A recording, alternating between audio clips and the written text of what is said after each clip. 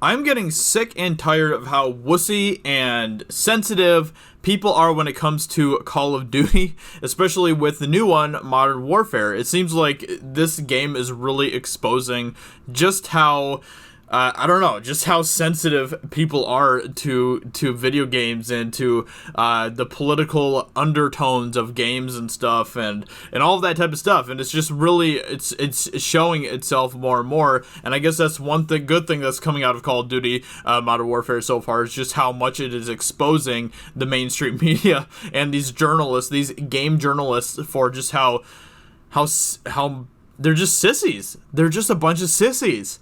So we're going to get into this article here from VG247. We had a nuke in the previous game's Call of Duty Modern Warfare dev response to white phosphorus killstreak controversy. Call of Duty Modern Warfare developer Infinity Ward says having white phosphorus as a kill streak has nothing to do with single players' push for realism. Even before people had a good look at Call of Duty Modern Warfare's multiplayer, one of the mode's kill streaks had already caused some controversy, that being the ability to call in white phosphorus. Oh no, not white phosphorus. Is it because it has the word white in it? Is that the problem? It's probably just another, white supremacist thing or something, I'm telling you, white is bad, man. White is bad. No, it's just like, oh man, these people are ridiculous. And you're going to see in this article just how ridiculous these people really are. White phosphorus is used to create smoke screens, but its more devastating incendiary effect is what has people worried. The kill streak in Modern Warfare does a bit of both.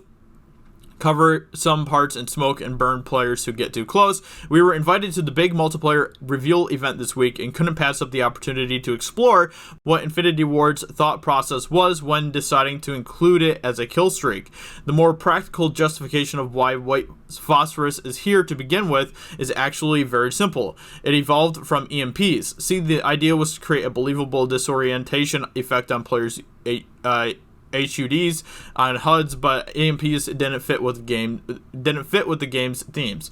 For us, it really kind of came out of the old EMP killstreak. Multiplayer design director Jeff Smith explained, "It's really hard to convey this electromagnetic pulse that disrupts maybe your HUD, so it wasn't like a set change or a mode or a mood change. The stakes had changed for us." Explaining how the kill streak works, Smith reveals that it does a strip of damage, the smoke plumes come out, and there are just little hot spots of burning embers. That sounds good. I mean, it makes sense. Like, this new Call of Duty game isn't supposed to be, futuristic or based on, heavily on like super high tech or anything like that. So it makes sense that you want to kind of replace the EMP kill streak, which is a fantastic kill streak, with something else that fits better with the game that you're making.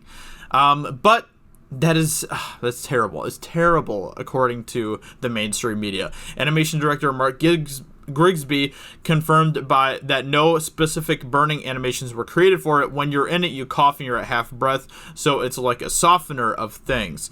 Smith further explained that Infinity Ward is not trying to make a statement about how devastating modern weaponry is in real life and multiplayer, simply because it is viewed internally as a playground separate from whatever is going on in single player. So, it's just like, are you seriously asking these kinds of questions to the developers? Like, how are you relaying this in real life? How are you inspired by real life events and all of that type of stuff? What's your political messaging here?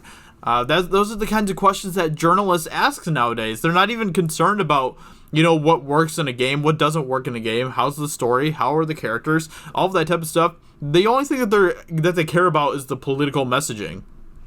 Our game is more about two sides, that there is no good guy or bad guy you play on either. We're just creating this playground to play on. It always felt like in the previous games that multiplayer is like the distant weapon fire that you hear a few blocks away from where the single player is. Smith also pointed out that previous Call of Duty games had the game ending nukes, but didn't quite generate the same reaction white phosphorus is getting now. Maybe people are reacting to the photogrammetry, the more realistic visuals. Maybe if it were more cartoony, that would be more acceptable.